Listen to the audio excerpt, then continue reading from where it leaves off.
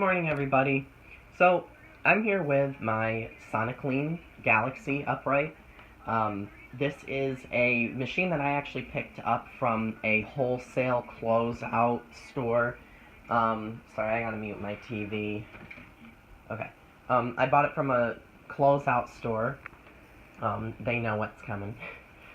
And it was brand new. And the store gets closeout, manufacturer seconds,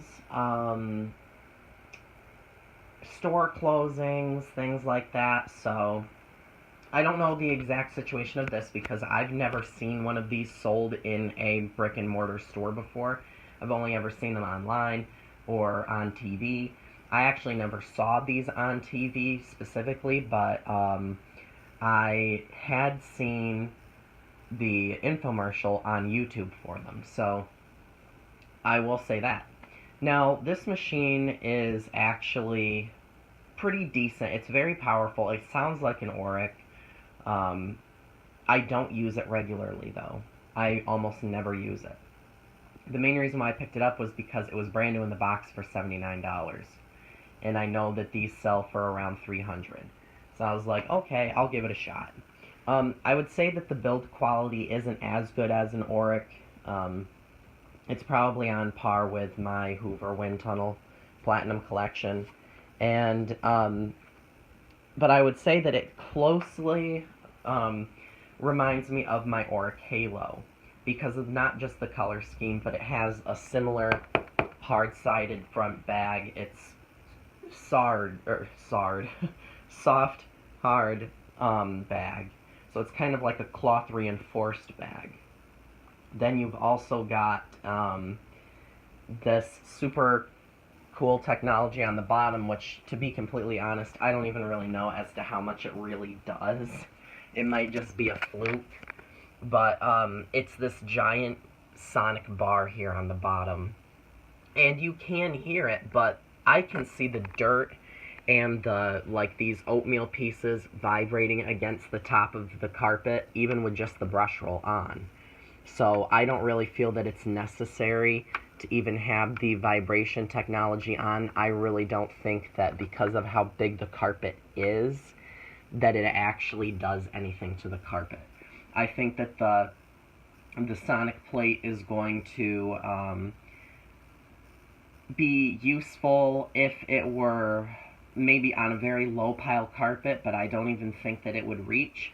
Plus, the bar, I don't think that sonic technology is powerful enough to actually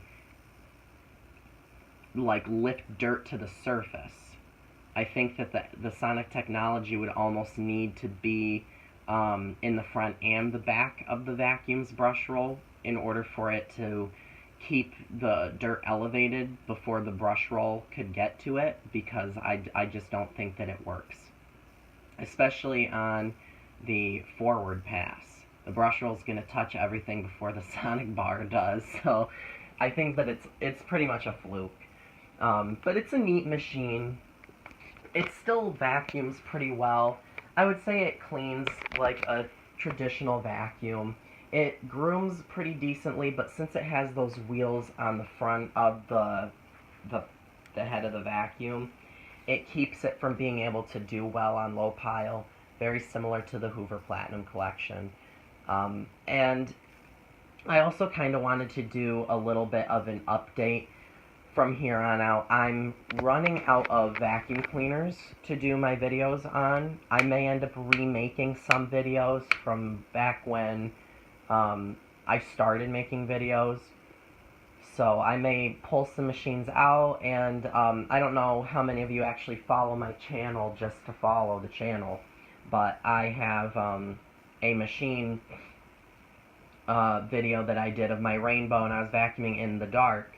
And I just like to see, I just think that they're neat videos to do, like, of a vacuum with bright headlights in the dark. I know it kind of sounds stupid, but I've always enjoyed seeing other people's, so it was just a quick minute and a half video or so that I did. Now, not every vacuum cleaner that I own has the LED headlights. This one does not. So it would be kind of pointless. You just hear vacuum in the background. So I'm going to post a couple of those for the vacuums that qualify, I guess. And I may do some head-to-head comparisons on machines. Maybe I'll get creative. And I also have a couple of things that I've acquired in my home that I would like to do videos on as well. They're not really vacuum related. Some may be, some may not be. And one of the machines that I've actually had for about a year now is my Neato Bot Vac D75. And I have never done a video on that. I always overlook it because a lot of the time I don't even have it come out and clean. It's set up to vacuum Monday, Wednesday, and Friday, but I always disable it when it starts to come out because I don't feel like listening to it for an hour and a half to clean the house. And it regularly gets stuck on things. Not that it's the vacuum's fault.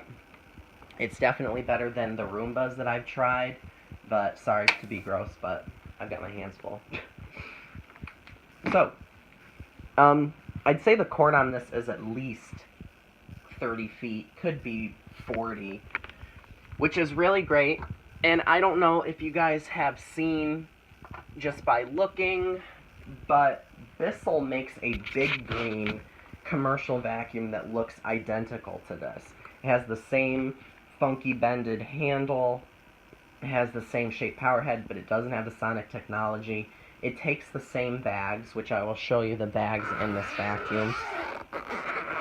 They aren't extremely high quality. They're relatively thin paper, or relatively thin cloth. But from what I see, there's no dirt leaking out. There's these scent tabs, and it smells awesome. It smells like apple cherry blossom or something. It's not a heavy cherry smell. So I don't want people to think, oh, it smells like cherries, yuck. No, this smells like a really nice fruit cocktail drink or something. It smells really fresh. The only problem, and it even stinks up the bottom of the bag, the only problem is you can barely smell it when the vacuum's on, whether the scent tab's new or not. And it is an oil scent tab, so it's kind of like those car plug-ins that Febreze makes with the scent oils in them. So your bag dock station is this yellow tab. You pull up on it, and the bag has this cork that you can use with it, and that is your bag opening, or your bag dock opening. You just push this on here, and you can do this one-handed as long as the bag doesn't pop off. You just push down, and it holds the bag on there very well. I think it's a really cool design. It'd be awesome if Auric went with something like that. I think that it seals probably just as well, and it's a nice circular opening, like a traditional vacuum. So, another side note, this machine has a sister. It's a white model. It is the less expensive one. The black one's the higher end. And they're both the same exact machine. Both the same features, both the same fingertip controls. Everything is the same except for it is a white and black color scheme. This one is a blue and black color scheme. And the primary color is black. Now, I believe on the white model, see, this one has like a graphite silver color. That is also white on the Soniclean VT Plus or something like that, I believe is what it's called. And when I went to the store, that's the one I saw on the box, and then I flipped it over, and then the black one was on there, and I was like, okay, so which one am I getting? You had to look like on a Miele box on the side to see the specific model that you were getting. But then when I went to another store to try and pick another one up just for novelty reasons, they had the white model there, and only the white model was on the box. So I thought that was a little strange. I don't know if that's just because that's how they do the higher end model, or if that is maybe a later model than this one. Who knows? So, gotta get the good old shoe out. So we will first start with this oatmeal pickup, and there is a big pile to the left of the camera, there is a release switch back here to release the pedal, and I probably should have showed you this earlier.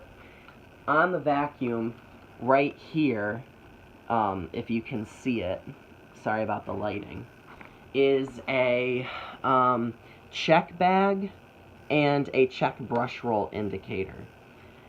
I've never seen one come on. It doesn't flicker or like just flash when you turn the vacuum on. So it does have a belt reset protection, which is really great because that'll extend the life of the vacuum. And I want to say something before I forget. If you really do want to pick one of these machines up, I would recommend doing it as soon as possible. Overstock has refurbished models for like $149 with like a 12 or a 6-pack of bags. But if you are planning on doing that, I would recommend picking up a surplus of bags, because who's to say that this vacuum will be around much longer, and I very highly doubt they will come out with a second generation model. I don't think this vacuum cleaner did too well.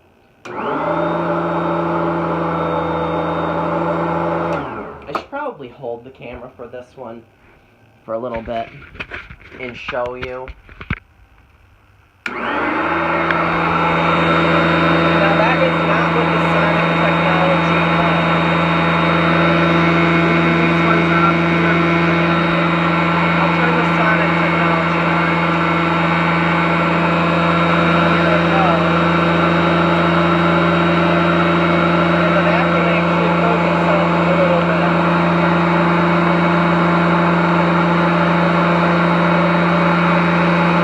I'm not touching it.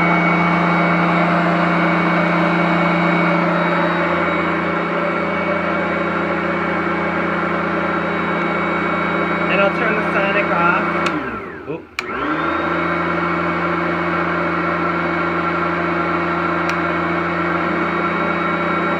So the Sonic is actually what moves it across the floor. It won't move if I just have the vacuum on by itself.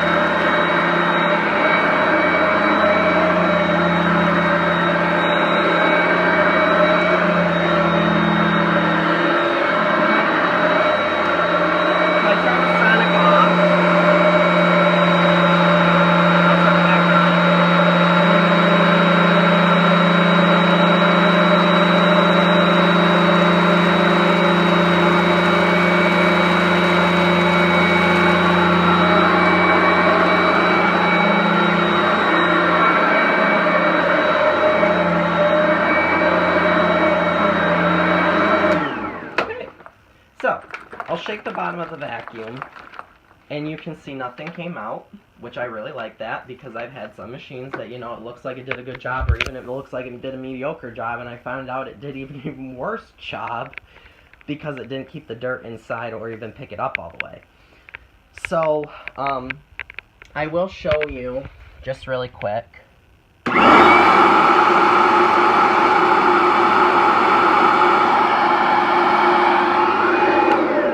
the bottom. It is a wooden brush roll. It's got nice stiff bristles, and you can see it does a really great job grooming the carpet. My only dilemma is I just don't feel that any lightweight upright that I've owned is a good substitute for cleaning all the time. I do personally feel that my Oryx do a good job deep cleaning because of the way that they groom the carpet and the way that they handle. I really enjoy using them. But I always go back to other machines, and I need to make my vacuums more accessible to use them all consistently together, because I end up getting in this rut where I just use the same one or the same 5 regularly. If you have questions, please ask, and I will get back to you as soon as I can.